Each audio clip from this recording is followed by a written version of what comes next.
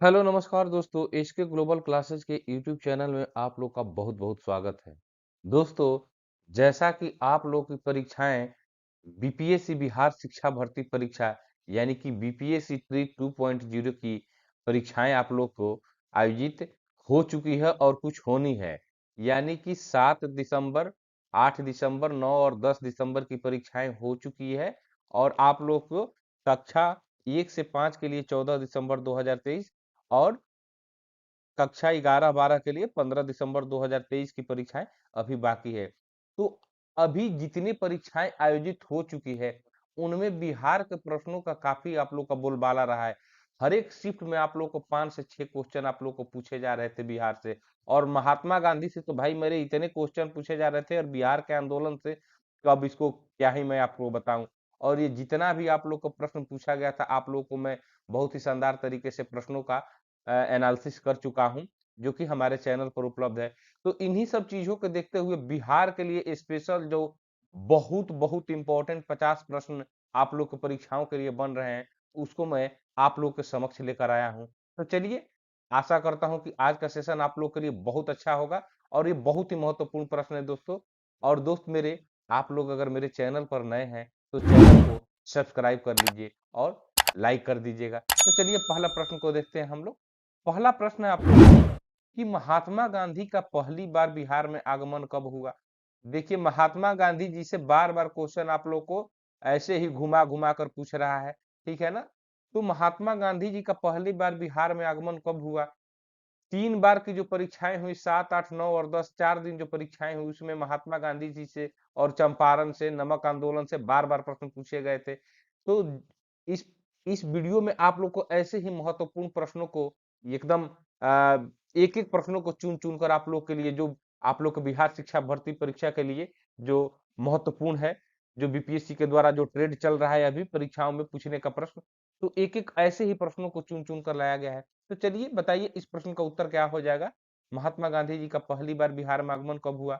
तो दोस्त जैसे-जैसे मैं बता रहा हूँ आप लोग वैसे-वैसे आप लोग कमेंट में भी मेरे साथ-साथ प्रश्नों का उत्तर देते चलिए और अंत में ज़रूर बताइए कि 50 प्रश्नों में से जो कि बहुत ही महत्वपूर्ण 50 प्रश्न है, तो उसमें से कितना आप लोग सही किए?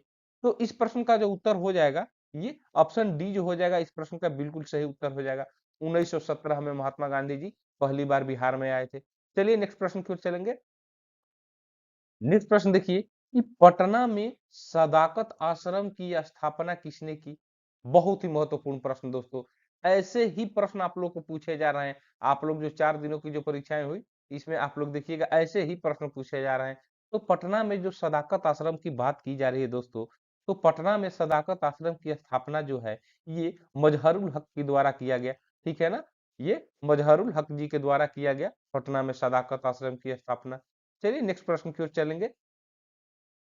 नेक्स्ट प्रश्न तीसरा नंबर प्रश्न है कि बिहार छात्र परिषद का गठन किसने किया? इसके पीछे वाले परीक्षा यानी कि 10 तारीख की परीक्षा में जो बिहार शिक्षक भर्ती की परीक्षा हुई थी उसमें पूछा था कि बिहार यूथ लीग का गठन कब हुआ था? उसमें पूछा था। तो दोस्त मेरे ऐसे ही प्रश्न जो पैटर्न से पूछा गया है, आप लोग को बिल्कुल उसी पैटर्न को फॉलो करते हुए प्रश्नों को यहाँ पर सिलेक्शन किया गया है। तो बिहार छात्र परिषद का गठन किसने किया? तो इस प्रश्न का जो जवाब हो जाएगा दोस्तों सही, ये हो जाएगा आप लोग को राजेंद्र प्रसाद जी हो जाएंगे, ठीक है ना? तो फटाफट आप लोग एकदम आंसर देते चलिए और चैनल को लाइक शेयर और सब्सक्राइब करते चलिए क्योंकि आप लोग के लिए जो इतना मेहनत किया जा रहा है तो दोस्त एक चैनल पर लाइक शेयर और सब्सक्राइब तो बनता ही बनता है। चलिए नेक्स्ट प्रश्न की ओर।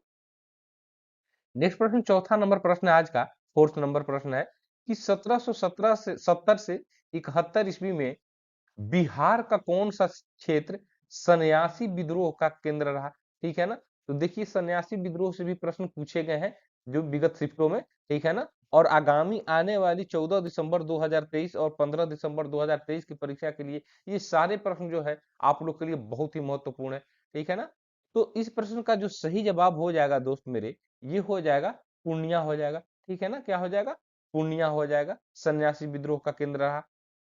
चलिए नेक्स्ट प्रश्न की ओर। नेक्स्ट प्रश्न पांचवा नंबर प्रश्न है आज का कि बिहार की राजधानी पटना में सचिवालय गोलीकांड कब हुआ था? जो सचिवालय के सामने अभी भी दोस्तों वो आप लोग की प्रतिमाएं जो है वहां पर आप लोग को वहां पर मौजूद है बिहार के जो सचिवालय गोलीकांड में जो लोग अपना सर्वोच्च बलिदान दिए थे, ठीक है ना। तो इस प्रश्न का उत्तर जो हो जाएगा दोस्त मेरे, ये हो जाएगा 11 अगस्त 1942 को ये राजधानी पटना में सचिवालय गोलीकांड हुआ था। तो इस प्रश्न का उत्तर बी हो जाएगा। चलिए नेक्स्ट प्रश्न की ओर चलेंगे हम लोग। नेक्स्ट प्रश्न 6 नंबर प्रश्न है कि गुरु गोविंद सिंह के जन्म स्थान को निम्नलिखित में से किस नाम से पुकारा जाता है, ठीक है ना। गुरु गोविंद सिंह जी के जन्म स्थान को किस नाम से पुकारा जाता है। तो दोस्तों इस प्रश्न का जो सही जवाब हो जाएगा, ये हो जाएगा श्री हरिमंदिर जी जो है, ये इस प्रश्न का बिल्कुल सही जवाब हो जाएगा। चलिए नेक्स्ट प्रश्न की ओर चलेंगे हम लोग। नेक्स्ट प्रश्न 7वां नंबर कि बिहार में ये नंगी हड़ताल का आंदोलन कहाँ प्रारंभ हुआ था। तो दोस्तों यह जो है, ये स्वदेशी आंदोलन के समय में बिहार के छपरा जेल में जो बंद कैदी थे, उन्होंने विदेशी वस्त्रों का बहिष्कार करने के लिए और अंग्रेजों द्वारा दिए जाने वाले वस्त्रों का बहिष्कार करने के लिए उन्होंने कपड़ा न पहनकर आंदोलन करने का फैसला लिया। तो वही जो है नंगी हड़ताल के नाम से जाना जाता है। और जैसा कि आप लोग को मैं बता दिया, ये छपरा जेल में बंद कैदियों के द्वारा किया गया था, ठीक है। तो चलिए नेक्स्ट प्रश्न की ओर चलेंगे हम लोग। नेक्स्ट प्रश्न 8वां नंबर प्रश्न है कि 1830 ईस्वी के दशक में पटना नगर किस विद्रोह का केंद्र था। तो दोस्तों ये जितने भी विद्रोह से आप लोग के प्रश्न आप लोग को विगत शिफ्टों में पूछे गए हैं जो बीपीएससी के द्वारा, तो मैं कोशिश किया हूं कि ऐसे जितने भी महत्वपूर्ण प्रश्न बने हैं सबको मैं इस वीडियो के माध्यम से आपके समक्ष लाऊं, ताकि आप लोग को जो 14 तारीख और 15 तारीख को जो परीक्षाएं होने वाली है, आप लोग इसका भरपूर लाभ उठाइए। तो आप लोग वीडियो के अंत तक बने रहिएगा दोस्तों। आप लोग के लिए जब इतना मेहनत किया जा रहा है इसके ग्लोबल क्लासेस के द्वारा, तो आप लोग वीडियो के अंत तक बने रहिएगा, ठीक है। तो इस प्रश्न का उत्तर आप लोग बताइए क्या हो जाएगा। तो इस प्रश्न का उत्तर जो हो जाएगा आप लोग को, ये हो जाएगा बहावी आंदोलन का 1830 ईस्वी में ये केंद्र रहा था, ठीक है ना। पटना जो है 1830 में बहावी आंदोलन का ये केंद्र रहा था। चलिए नेक्स्ट प्रश्न की ओर चलेंगे। नेक्स्ट प्रश्न 9 नंबर आज का प्रश्न है कि बिहार का गांधी, देखिए बहुत ही महत्वपूर्ण प्रश्न है दोस्तों, कि बिहार का गांधी नाम से निम्न में से कौन सा प्रसिद्ध है। तो बिहार का गांधी की अगर बात की जाए दोस्तों, तो ये मजहरुल हक जी को बिहार के गांधी के नाम से जाना जाता है, ठीक है ना। किसको? मजहरुल हक जी को बिहार का गांधी के नाम से जाना जाता है। चलिए नेक्स्ट प्रश्न की ओर। प्रश्न आज का 10वां नंबर है कि बिहार के किस क्रांतिकारी ने सितंबर 1928 में हिंदुस्तान सोशलिस्ट रिपब्लिकन आर्मी की बैठक में भाग लिया था, ठीक है ना। तो बिहार का वह कौन सा क्रांतिकारी है दोस्तों जो हिंदुस्तान सोशलिस्ट रिपब्लिकन आर्मी की बैठक में भाग लिया था। तो वो जो थे दोस्त मेरे, वो ये फणींद्र नाथ घोष जी जो थे, इन्होंने ही भाग लिया था, ठीक है ना। तो इस प्रश्न का उत्तर डी हो जाएगा। चलिए नेक्स्ट प्रश्न की ओर चलेंगे हम लोग। आज प्रश्नों को मैं थोड़ा सा जल्दी जल्दी कराने का प्रयास कर रहा हूं, क्योंकि आप लोग की जो परीक्षा जो है अब तो बहुत ज्यादा दिन रह नहीं गया है। बस अब कल नहीं परसों आप लोग की परीक्षाएं जो है वो कक्षा 6 से 8 के 1 से 5 के लिए और 15 तारीख को 11-12 कक्षा के लिए है। तो आप लोग कम समय में इसको रिवीजन कर लीजिए, काफी ही महत्वपूर्ण सेशन है दोस्तों। चलिए नेक्स्ट प्रश्न की ओर चलेंगे। नेक्स्ट प्रश्न 11 नंबर प्रश्न है कि उस्ताद बिस्मिल्लाह खां का जन्म कहाँ हुआ था, ठीक है ना। तो उस्ताद बिस्मिल्लाह खां जी का जन्म तो बिहार में हुआ था दोस्तों, ये सब कोई जानता है। लेकिन बिहार के ये दोस्त मेरे, ये डुमरांव, ये बक्सर में जो है उस्ताद बिस्मिल्लाह खां जी का जन्म हुआ था, ठीक है ना। डुमरांव बक्सर में उस्ताद बिस्मिल्लाह खां जी का जन्म हुआ था। चलिए नेक्स्ट प्रश्न की ओर। नेक्स्ट प्रश्न 12 नंबर प्रश्न है कि 1866 से 1886 ईस्वी के नील खेतिहरों के बिहार में हुए विद्रोह के क्षेत्र की पहचान करें, ठीक है। तो मैं बार बार आप लोगों से कह रहा हूं कि जितने भी विद्रोह से आप लोग के प्रश्न बनते हैं वो बहुत ही महत्वपूर्ण है, बहुत ही प्रश्न ये पूछे जा रहे हैं आप लोग की परीक्षाओं में। तो 1866 से 86 ईस्वी के बीच में नील खेतिहरों के बिहार में हुए विद्रोह के क्षेत्र की पहचान करें। तो दोस्तों यह जो प्रश्न का उत्तर हो जाएगा आप लोगों का, ये हो जाएगा चंपारण और मुजफ्फरपुर जो है इस प्रश्न का बिल्कुल सही जवाब हो जाएगा। चलिए नेक्स्ट प्रश्न की ओर। नेक्स्ट प्रश्न 13 नंबर प्रश्न है कि सुमात्रा के राजा बलपुत्र देव ने देवपाल की अनुमति से कहाँ विदेशी विद्यार्थियों के लिए छात्रावास निर्मित कराया था, ठीक है ना। ये सुमात्रा के राजा बलपुत्र देव ने देवपाल की अनुमति से कहाँ विदेशी विद्यार्थियों के लिए छात्रावास निर्मित कराया था? तो इस प्रश्न का जो उत्तर हो जाएगा दोस्तों, ये हो जाएगा आप लोगों के लिए, ये नालंदा हो जाएगा, ठीक है ना? ये नालंदा हो जाएगा। तो नालंदा विश्वविद्यालय और विक्रमशिला विश्वविद्यालय से जो प्रश्न है दोस्तों, ये आप लोग को परीक्षाओं से बहुत ही महत्वपूर्ण है, ठीक है ना? तो चलिए आप लोग नेक्स्ट प्रश्न की ओर चलेंगे हम लोग। नेक्स्ट प्रश्न 14 नंबर आज का प्रश्न है, 14 नंबर प्रश्न है आप लोगों का कि पटना में अंग्रेजों द्वारा ये फैक्ट्री स्थापित की गई। तो दोस्तों ये आप लोग को मूलतः जो आप लोग के एक सुव्यवस्थित फैक्ट्री जो अंग्रेजों द्वारा स्थापित की गई थी सबसे पहली बार। तो दोस्त मेरे इस प्रश्न का उत्तर ये 1651 हो जाएगा, ठीक है ना? ये 1651 ईस्वी में पटना में अंग्रेजों द्वारा जो फैक्ट्री स्थापित की गई थी। चलिए नेक्स्ट प्रश्न की ओर हम लोग चलेंगे। नेक्स्ट प्रश्न 15 नंबर प्रश्न है कि पटना में गुरु गोविंद सिंह जी का जन्म किस वर्ष हुआ? ठीक है ना? तो अभी थोड़ी देर पहले मैं बताया था कि उनके जन्म स्थान को हरमंदिर साहब के नाम से जो जाना जाता है। तो परीक्षा की दृष्टि से ये भी प्रश्न आप लोग के लिए बहुत ही महत्वपूर्ण हो जाता है कि गुरु गोविंद सिंह जी का जन्म किस वर्ष हुआ था? तो दोस्तों इस प्रश्न का जो उत्तर हो जाएगा, ये आप लोग को हो जाएगा 1666 ईस्वी में जो है इनका जन्म हुआ था। चलिए नेक्स्ट प्रश्न की ओर चलेंगे हम लोग। नेक्स्ट प्रश्न 16 नंबर है कि बिहार क्षेत्र की चर्चा सर्वप्रथम किससे मिलता है? बिहार क्षेत्र की जो चर्चा है वो सर्वप्रथम किसमें मिलता है? ऑप्शन है आप लोग के पास शतपथ ब्राह्मण में, सामवेद में, वायुपुराण में, अथर्ववेद में। तो इस प्रश्न का जो उत्तर हो जाएगा दोस्तों, तो ये ऑप्शन डी जो है इस प्रश्न का बिल्कुल सही जवाब हो जाएगा, ठीक है ना? तो ऑप्शन डी जो है बिल्कुल सही जवाब हो गया। चलिए नेक्स्ट प्रश्न की ओर चलेंगे हम लोग। 17 नंबर है कि पटना उच्च न्यायालय की स्थापना कब हुई? तो दोस्तों ये तो प्रश्न आप लोग के लिए बहुत ही महत्वपूर्ण बन जाता है। कई बार बिहार की परीक्षाओं में ये प्रश्न आप लोग को इतना बार पूछा गया है कि आप लोग तो इसको जो दोस्त नहीं याद किए हैं इसको याद ही कर लीजिए, ठीक है ना? कि पटना उच्च न्यायालय की स्थापना कब हुई? तो इस प्रश्न का जो उत्तर हो जाएगा ये 1916 ईस्वी में जो है ये पटना उच्च न्यायालय की स्थापना की गई। चलिए नेक्स्ट प्रश्न की ओर। नेक्स्ट प्रश्न 18 नंबर प्रश्न है कि बिहार के पटना में 16 अप्रैल 1930 में नमक सत्याग्रह का नेतृत्व निम्नलिखित में से किस नेता ने किया था? तो देखिए यहाँ पर ये नमक सत्याग्रह से भी प्रश्न आप लोग के पिछले शिफ्टों में पूछे गए हैं कि नमक सत्याग्रह बिहार में कब हुआ था? तो ये 1930 ऑप्शन उस समय दिया हुआ था, तो उसको मैंने एनालिसिस जो पेपर का कराया था उसमें करा दिया है। तो नमक सत्याग्रह से जितने प्रश्न है दोस्तों ये आप लोग के लिए बहुत ही महत्वपूर्ण है। तो इसीलिए मैं कह रहा हूँ कि आज की जो क्लास है इसमें सभी महत्वपूर्ण प्रश्नों को ही आप लोग के लिए आप लोग के समक्ष में लेकर आया हूँ। और आप लोग के लिए बिहार स्पेशल का एक और वीडियो जो है हमारे चैनल पर उपलब्ध है जिसमें 140 प्लस प्रश्नों का उसमें आप लोग को महत्वपूर्ण प्रश्नों का उसमें संग्रह है, तो उसको मैं डिस्क्रिप्शन में दे दूंगा, आप लोग उसको भी अवश्य देख लीजिएगा। चलिए इस प्रश्न का जो उत्तर हो जाएगा वो क्या हो जाएगा मेरे भाई? तो ये हो जाएगा अंबिका कांत जी जो है, अंबिका कांत सिंह जो थे, ये नमक सत्याग्रह 1930 में बिहार का नेतृत्व किया था, ठीक है ना? चलिए नेक्स्ट प्रश्न की ओर चलेंगे हम लोग। नेक्स्ट प्रश्न 19 नंबर है कि मुजफ्फरपुर बम कांड 1908 ईस्वी के अभियुक्तों में से किसे फांसी दी गई? तो पहला तो ये चीज याद रख लीजिए कि मुजफ्फर बम कांड की अगर बात पूछा जाए आपकी परीक्षाओं में तो ये 1908 में हुआ था।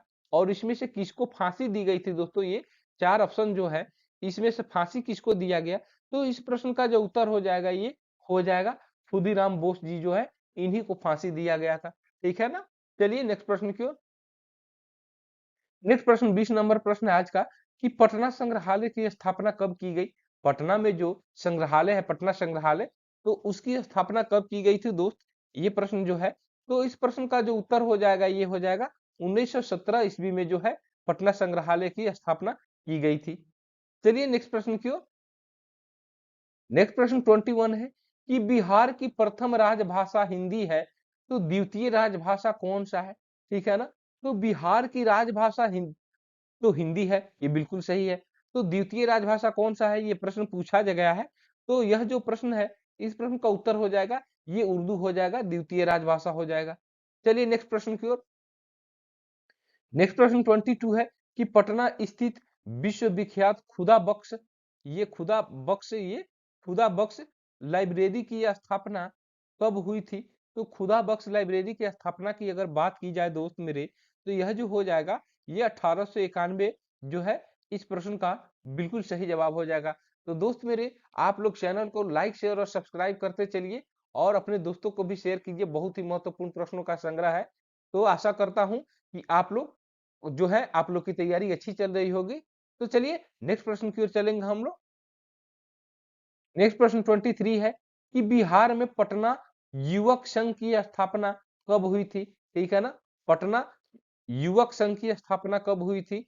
तो इस प्रश्न का जो उत्तर है ये हो जाएगा 1927 जो हो जाएगा इस प्रश्न का बिल्कुल सही जवाब हो जाएगा।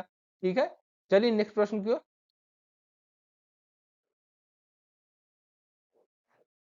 24 आज का प्रश्न है कि 1942 यानी कि 1942 ईस्वी के आंदोलन के दौरान किसे अपराधी जिला घोषित किया गया था?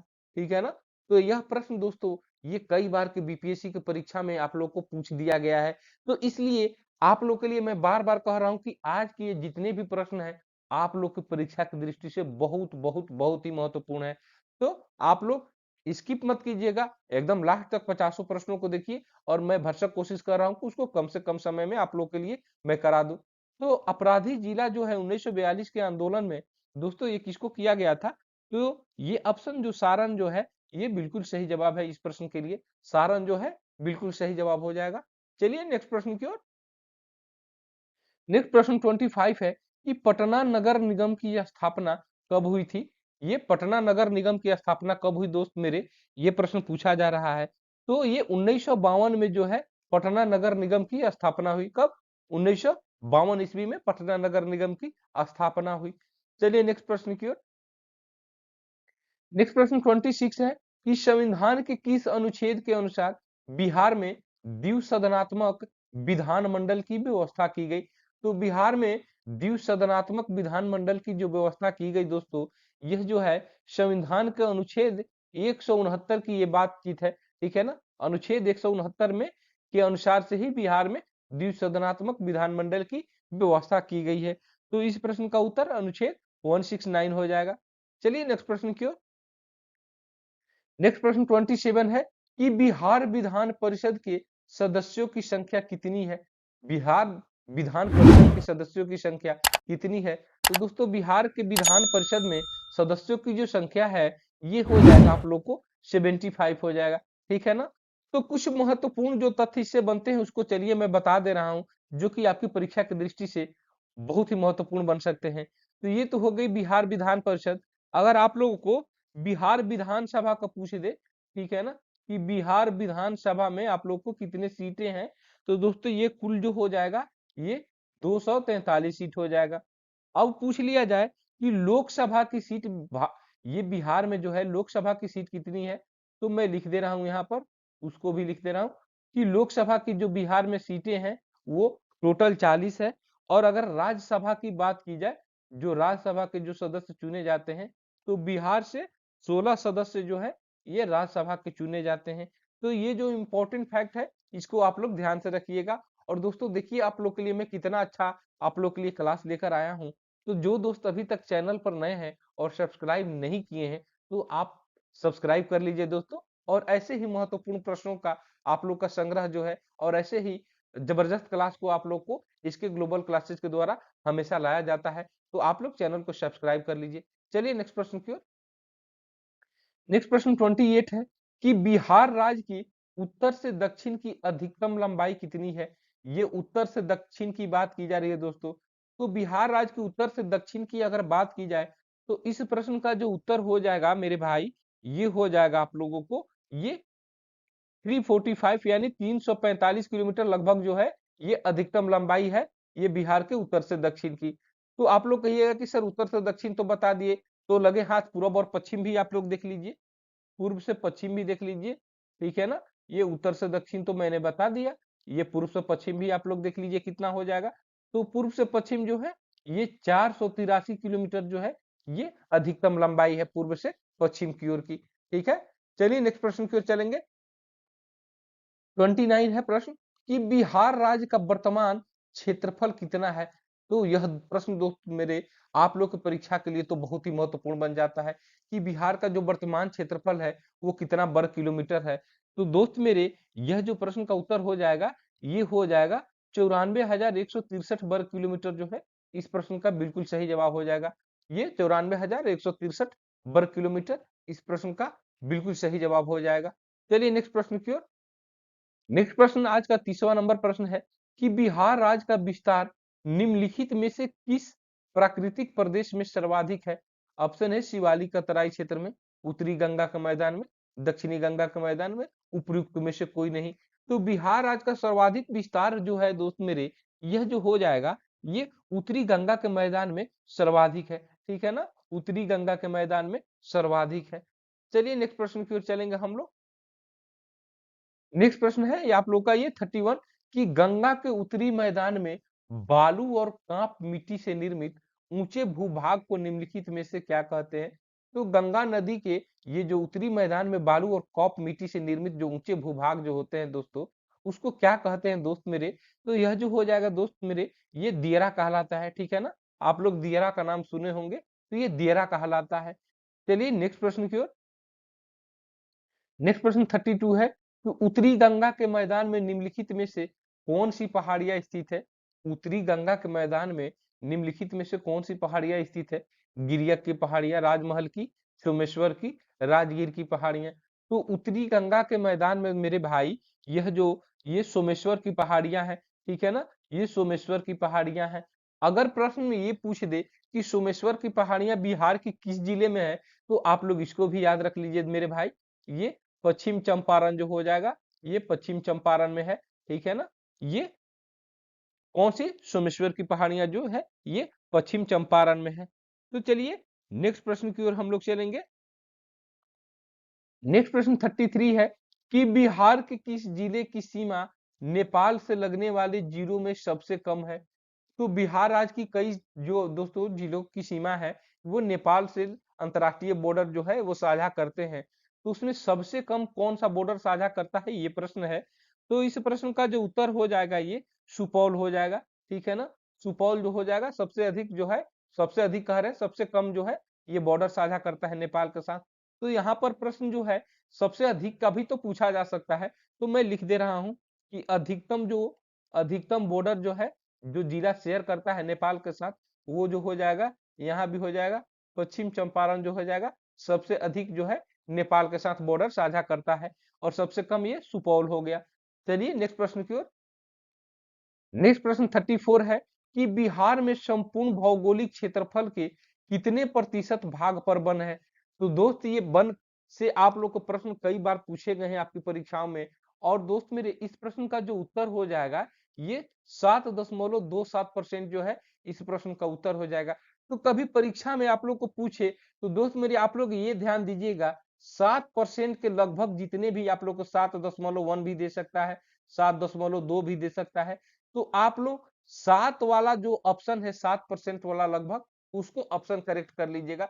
कोई जरूरी नहीं है कि एकदम एग्जैक्ट 7.27% ही दे। ठीक है ना, 7.12 भी दे सकता है, 7.23 भी दे सकता है। तो आप लोग इसको ध्यान में रखिएगा, 7% वाला जो है बिल्कुल सही हो जाएगा। चलिए नेक्स्ट प्रश्न की ओर चलेंगे। नेक्स्ट प्रश्न 35 नंबर है कि बिहार के किस जिले में सर्वाधिक वर्षा होती है? तो बिहार का वो कौन सा ऐसा जिला है दोस्त जिसमें सर्वाधिक वर्षा होती है? तो यह प्रश्न का जो उत्तर हो जाएगा ये हो जाएगा आप लोग को किशनगंज में जो है सबसे अधिक वर्षा होती है। चलिए नेक्स्ट प्रश्न की ओर। नेक्स्ट प्रश्न 36 है कि निम्नलिखित में से कौन सी नदी बिहार में दक्षिण से उत्तर की ओर बहती है? ठीक है ना, ये दक्षिण से उत्तर की ओर बहती है। ऑप्शन आप लोग को जो दिया गया है वो गंगा नदी, घाघरा नदी, फल्गु नदी और कोसी नदी। ठीक है ना, तो दोस्तों ये जितनी भी नदियां दी हुई हैं इसमें ये फल्गु नदी ही है जो मेरे जो दक्षिण से उत्तर की ओर बहता है। ठीक है ना, ये दक्षिण से उत्तर की ओर फल्गु नदी ही बहता है। चलिए नेक्स्ट प्रश्न की ओर। नेक्स्ट प्रश्न 37 है कि गंगा की उत्तरी सहायक नदियों में सर्वाधिक लंबी नदी है, यानी कि जो गंगा नदी में जो उत्तर से आकर नदियां जो मिलती है दोस्त मेरे, इसी को उत्तर सहायक नदी बोला जाता है। तो ये बागमती, गंडक, कोसी और कमला नदी है, जितने हैं ये उत्तर से आकर ये गंगा जी में मिलती है। तो आप लोग इसको भी अच्छे से याद रखिएगा। तो उसमें सर्वाधिक लंबी कौन है ये पूछा जा रहा है। तो दोस्त मेरे यह सर्वाधिक लंबी जो हो जाएगा ये कोसी नदी हो जाएगा। और इसी कोसी नदी को आप लोग को दोस्त मेरे ये बिहार का शोक भी कहा जाता है। बिहार का शोक भी कहा जाता है। और कई बार आप लोग को ये भी प्रश्न पूछ लिया जाता है कि बिहार में सबसे अधिक पथ परिवर्तन करने वाली नदी कौन है, ठीक है ना? या बिहार की धोखेबाज नदी कह लीजिए कौन है, तो ये कोसी नदी ही इसका आंसर हो जाएगा। तो आप लोग इस इंपॉर्टेंट फैक्ट को आप लोग याद रखिएगा, आप लोग के लिए बहुत ही महत्वपूर्ण है। चलिए नेक्स्ट प्रश्न की ओर चलेंगे हम लोग। नेक्स्ट प्रश्न 38 है आप लोगों को कि बिहार का कौन सा जिला सर्वाधिक वनाच्छादित है, ठीक है ना? यानी कि सबसे ज्यादा वन जहां पर है, सबसे ज्यादा वन से जो है कहां पर है, वन जो है सबसे ज्यादा कहां है, किस जिला में है बिहार का, ठीक है ना? तो अगर पूरे देश की बात की जाए भारत में, तो भारत में सबसे ज्यादा जो वन जो है, वन का क्षेत्रफल जो है वो मध्य प्रदेश में है। लेकिन यहाँ पर बिहार की बात पूछी जा रही है, बिहार का कौन सा जिला सर्वाधिक वनाच्छादित है? तो दोस्तों ये कैमूर जो है आप लोगों का बिल्कुल सही जवाब हो जाएगा। ये कैमूर जो है आप लोग का बिल्कुल सही जवाब हो जाएगा। तो ये तो सर्वाधिक की बात हो गई। अगर आप लोगों से न्यूनतम पूछ दे, ठीक है ना, कि न्यूनतम आप लोगों को वनाच्छादित जिला कौन है, तो दोस्तों उसको भी मैं लिख दे रहा हूं, वो हो जाएगा शिवहर हो जाएगा, ठीक है ना, शिवहर जिला हो जाएगा। चलिए नेक्स्ट प्रश्न की ओर। नेक्स्ट प्रश्न 39 है कि गोगा बिल पक्षी बिहार किस जिले में है? गोगा बिल पक्षी बिहार की बात की जा रही है दोस्तों, तो यह जो हो जाएगा ये बिहार के कटिहार जिले में ये गोगा बिल पक्षी बिहार है। चलिए नेक्स्ट प्रश्न की ओर। नेक्स्ट प्रश्न आज का 40वां नंबर प्रश्न है कि बिहार के किस पक्षी बिहार में साइबेरियन पक्षी प्रवास के लिए आते हैं? तो यह दोस्त मेरे साइबेरियन पक्षी से प्रवास वाली जो क्वेश्चन है ये कई बार महत्वपूर्ण क्वेश्चन क्वेश्चन है और कई बार ये बीपीएससी की परीक्षाओं में पूछे गए हैं। तो यह जो हो जाएगा ये कांवर पक्षी बिहार, ठीक है ना, और ये कुशेश्वर पक्षी बिहार, ये दोनों है दोस्तों, ये साइबेरियन पक्षियों का प्रवास का अड्डा है, ठीक है ना। ये कांवर पक्षी बिहार बेगूसराय में है, आप लोग इसको भी याद रखिएगा। ये कई बार प्रश्न आप लोग का ऐसे भी पूछ दिया जाएगा कि कांवर पक्षी बिहार बिहार के किस जिले में है, तो ये बेगूसराय में है। और कुशेश्वर पक्षी बिहार जो है ये दरभंगा जिले में है। तो ये दोनों जो है दोस्तों, यानी कि इस प्रश्न का ऑप्शन डी जो है बिल्कुल सही हो जाएगा, ठीक है ना। तो इस प्रश्न को आप लोग याद रखिएगा। चलिए नेक्स्ट प्रश्न की ओर। नेक्स्ट प्रश्न है आप लोग को 41 है कि बिहार की सीमा रेखा कितने राज्यों को स्पर्श करती है? बिहार की सीमा रेखा कितनी राज्यों को स्पर्श करती है दोस्तों? तो बिहार की सीमा रेखा जो है ये आप लोग को कितने राज्य, तो ये 3 राज्य को स्पर्श करती है। कौन कौन से राज्य है चलिए मैं उसको लिख देता हूँ। एक तो हो गया आप लोग को उत्तर प्रदेश हो गया, दूसरा हो गया आप लोग को झारखंड हो गया, ठीक है ना, और तीसरा हो गया आप लोग को ये पश्चिम बंगाल हो गया, ठीक है, ये पश्चिम बंगाल हो गया। मैं आप लोग के लिए इसको भी लिख दिया हूँ। तो ये 3 जो है राज्यों को स्पर्श करती है बिहार की सीमा रेखा। और अगर अंतरराष्ट्रीय बाउंड्री की अगर बात की जाए तो सिर्फ एक ही देश जो है ये बिहार के बाउंड्री से, जो बिहार जो है बाउंड्री साझा करता है, और वह एक जो देश है वो कौन सा देश है दोस्त? तो यह जो हो जाएगा नेपाल हो जाएगा। तो आप लोग इसको अच्छे से याद रखिएगा। तो जितने भी महत्वपूर्ण तथ्य जो आप लोग को मैं बताता हूँ आप लोग उस पर विशेष ध्यान दीजिएगा। 3 राज्यों से और आप लोग को एक देश से जो है बिहार की सीमा जो है स्पर्श करती है। चलिए नेक्स्ट प्रश्न की ओर। नेक्स्ट प्रश्न 42 नंबर प्रश्न है कि बिहार किस गोलार्ध में स्थित है? बिहार जो है किस गोलार्ध में स्थित है? तो दोस्तों यह जो है बिहार जो है उत्तरी गोलार्ध में स्थित है। किसमें स्थित है? उत्तरी गोलार्ध में स्थित है। चलिए नेक्स्ट प्रश्न की ओर। नेक्स्ट प्रश्न 43 है कि बिहार में सर्वाधिक भूभाग में पाई जाने वाली मिट्टी कौन सी है? बिहार में सर्वाधिक भूभाग में पाई जाने वाली मिट्टी कौन सी है दोस्तों? तो इस प्रश्न का जो उत्तर हो जाएगा ये क्या हो जाएगा? ये दोमट मिट्टी जो है ये बिल्कुल सही जवाब हो जाएगा। बिहार में सर्वाधिक भूभाग में ये पाई जाने वाली मिट्टी जो है ये दोमट मिट्टी हो जाएगा। चलिए नेक्स्ट प्रश्न की ओर। नेक्स्ट प्रश्न 44 है कि बिहार के निम्नलिखित जिलों में से किसमें चूना पत्थर सर्वाधिक मात्रा में निकाला जाता है? तो यहाँ पर चूना पत्थर की बात की जा रही है दोस्त। तो इस प्रश्न का जो उत्तर हो जाएगा ये कैमूर और रोहतास जो हो जाएगा, ये चूना पत्थर की सर्वाधिक मात्रा जो है यहाँ से निकाली जाती है। चलिए नेक्स्ट प्रश्न की ओर। नेक्स्ट प्रश्न आप लोग को 45 कि बिहार के निम्नलिखित में से किन किन जिलों में अभ्रक निकाला जाता है? बिहार के निम्नलिखित में से किन किन जिलों में अभ्रक निकाला जाता है? तो इस प्रश्न का जो उत्तर हो जाएगा ये हो जाएगा आप लोगों को गया और नवादा में जो है अभ्रक निकाला जाता है। गया और नवादा में अभ्रक निकाला जाता है। चलिए नेक्स्ट प्रश्न की ओर। प्रश्न आप लोग को 46 है दोस्तों कि बिहार में किस वर्ष दूरदर्शन केंद्र स्थापित किया गया था। ठीक है ना। तो यहाँ पर दूरदर्शन केंद्र की बात की जा रही है। तो दूरदर्शन केंद्र जो है बिहार में ये 1978 ईस्वी में स्थापित किया गया था। ठीक है ना। 1978 ईस्वी में। अगर प्रश्न ये पूछ दे कि बिहार में सबसे पहले कहाँ पर स्थापित किया गया था ये दूरदर्शन केंद्र, तो यह जो 1978 में है दोस्तों, यह जो हो जाएगा मुजफ्फरपुर जो है, मुजफ्फरपुर जो है ये प्रश्न का बिल्कुल सही जवाब हो जाएगा। ये मैं लिख दे रहा हूं। ठीक है ना। ये मुजफ्फरपुर, मुजफ्फरपुर जो हो जाएगा इस प्रश्न का बिल्कुल सही जवाब हो जाएगा। ठीक है। तो चलिए आप लोग नेक्स्ट प्रश्न की ओर चलिएगा। नेक्स्ट प्रश्न 47 है कि बिहार से द टाइम्स ऑफ इंडिया का प्रकाशन कब प्रारंभ हुआ था। बिहार से द टाइम्स ऑफ इंडिया का प्रकाशन कब प्रारंभ हुआ था। तो इस प्रश्न का जो उत्तर हो जाएगा ये आप लोगों को बिहार में जो टाइम्स ऑफ इंडिया का प्रकाशन जो है 1986 में ये प्रारंभ हुआ था। कब? 1986 में प्रारंभ हुआ था। चलिए नेक्स्ट प्रश्न की ओर चलेंगे। नेक्स्ट प्रश्न 48 नंबर प्रश्न है कि बिहार के सर्वाधिक क्षेत्र पर कौन सी फसल बोई जाती है। बिहार के सर्वाधिक क्षेत्र पर कौन सी फसल बोई जाती है।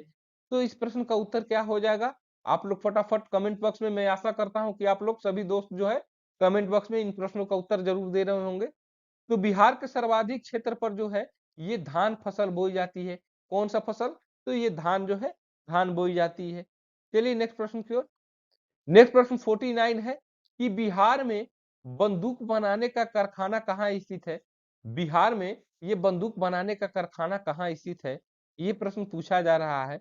तो बिहार में जो बंदूक बनाने का कारखाना जो है दोस्त मेरे, यह जो हो जाएगा ये मुंगेर में स्थित है। कहाँ पर? ये मुंगेर में स्थित है। चलिए नेक्स्ट प्रश्न की ओर। नेक्स्ट प्रश्न 50वां नंबर आज का प्रश्न है कि बिहार में बक्साइट मुख्यतः किस जिले में मिलता है। बिहार में बक्साइट जो है मुख्यतः किस जिले में मिलता है। इस प्रश्न का उत्तर जो है आप लोग कमेंट बॉक्स में मुझे बताइए। आप लोग के लिए मैं ये होमवर्क प्रश्न दे दिया हूं। ठीक है ना। आप लोग इसका जवाब जो है कमेंट बॉक्स में कीजिए। ठीक है ना। कि बिहार में बक्साइट मुख्यतः किस जिले में मिलता है, आप लोग इसका जो जवाब है कमेंट बॉक्स में कीजिए। तो दोस्तों मैं आशा करता हूं कि आज का यह जो वीडियो जो है, आज का यह जो महत्वपूर्ण क्लास है, आप लोग की परीक्षा की दृष्टि से तो बहुत महत्वपूर्ण है ही, और आप लोग काफी इसको एंजॉय किए होंगे। तो जो दोस्त अभी तक चैनल को सब्सक्राइब नहीं किए हैं तो वो चैनल को सब्सक्राइब कर लीजिए। और आप लोग के लिए जो इतना मेहनत किया जा रहा है, आप लोग के लिए इतने अच्छे अच्छे वीडियो लेकर आया जाता है इसके ग्लोबल क्लासेस के द्वारा, आप लोग के लिए इतना तो बनता ही है। तो दोस्तों आज के लिए बस इतना ही। और एक और अगले नेक्स्ट एक और महत्वपूर्ण टॉपिक को लेकर मैं आप लोग के समक्ष उपस्थित हूंगा।